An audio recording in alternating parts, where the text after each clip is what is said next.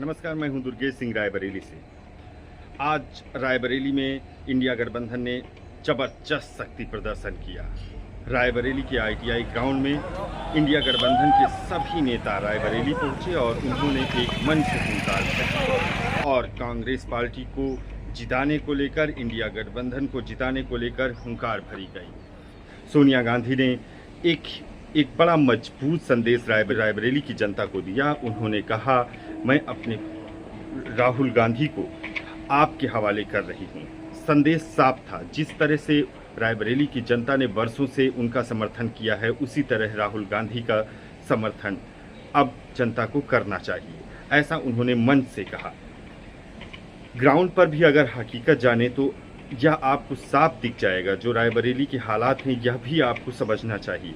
रायबरेली में मौजूदा समय में जो विधानसभा का चुनाव हुआ था, उसमें 4 जो विधायक थे वह सपा समाजवादी पार्टी से चुनकर गए थे। और दूसरी मजबूत स्थिति को आप यह समझिए, भारतीय जनता पार्टी के प्रत्याशी दिनेश प्रताप सिंह जिस हरचंदपुर विधानसभा क्षेत्र से हैं, वहाँ पर उनके भाई राकेश सिंह हाल में ही चुनाव हार चुके हैं।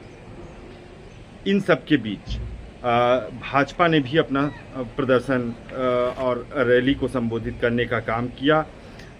रायबरेली से ऊंचाहार से विधायक मनोज पांडे को कार्यक्रम के जरिए वहां पर शामिल किया गया। इन सब के बीच रायबरेली में अखिलेश यादव भी पहुंचे हुए थे। रायबरेली के आईटीआई ग्राउंड में अखिलेश यादव ने भी हुंकार भरी। उन्होंने बीजेपी को रोजगार के मुद्दे पर, किसानों के मुद्दे पर, उसी के साथ स्वास्थ्य और आधारभूत ढांचे को लेकर उन्होंने सरकार की घेराबंदी की। बीजेपी के किए गए कामों को उन्होंने सरे से नकार दिया। उन्होंने कहा उन्होंने आम जनता के लिए, गरीब जनता के लिए कोई काम नहीं किया था। इन सब के बीच राहुल गांधी ने फिर से संविधान की बात को याद दिलाया जनता को। उन्होंने कहा संविधान खतरे में है। उसी के साथ आरक्षण पर भी राहुल गांधी बोले। बेतहासा भीड़ ने ताली बजाकर और समर्थन किया।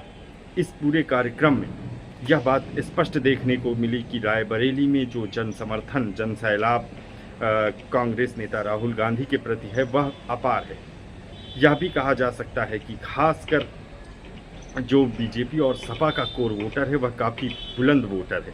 रायबरेली में सपा और कांग्रेस का कोर वोटर बहुत ही बड़े पैमाने पर है और शक्तिशाली भी। तो फिर विपक्ष के दिग्गज और वीआईपी नेताओं के हुंकार के साथ रायबरेली में अब सिर्फ 3 दिन बचे हैं। यहाँ पर चुनाव होना है और चुनाव प्रचार भी थमना है। इन सब के मद्देनज़र आपको यह समझना चाहिए कि रायबरेली का चुनाव सबसे अलग होता है। रायबरेली में वर्षों से, दशकों से कांग्रेस का यहाँ पर दबदबा है। चाहे अगर आप बात कर लें, 2 लहर चली, जिसमें प्रधानमंत्री नरेंद्र मोदी जी की लहर भी शामिल थी, लेकिन रायबरेली में कोई खास असर नहीं हुआ।